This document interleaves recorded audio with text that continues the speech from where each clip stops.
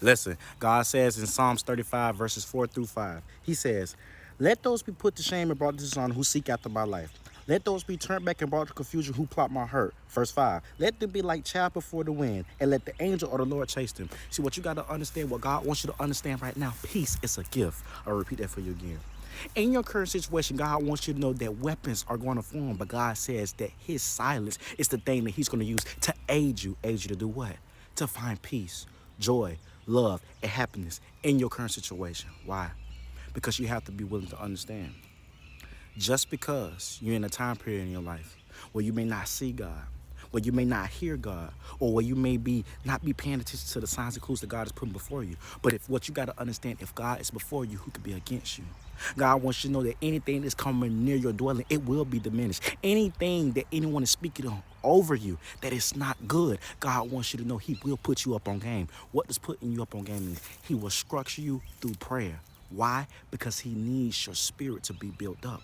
See, as a person, when you think low, as a person, when you allow your spirit to be drained, that keeps you at a standstill, that keeps you in a season of life where your faith is blocking what God wants you to understand. He wants to resurrect your faith. What does that mean? He wants you to reawaken how you feel about him, whether it be that you don't trust God, whether it is that you don't know how to believe God, whatever it is, God is going to use everything that you're currently feeling to allow you to come back to him. Why? To restructure your connection.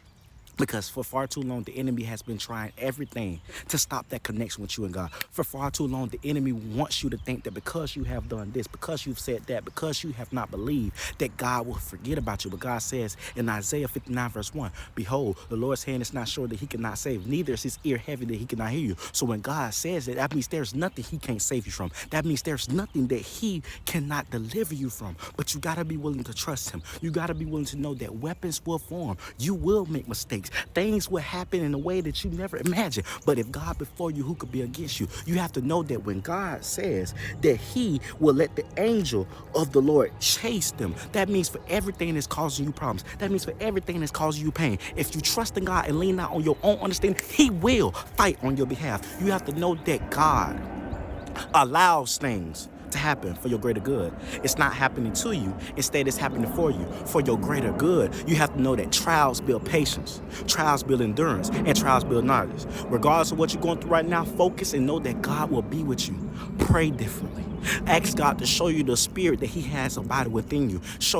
Ask God to show you the courageous that you have. Ask God to show you the things that you need to get out of that low place, because God's going to take you from there. Peace.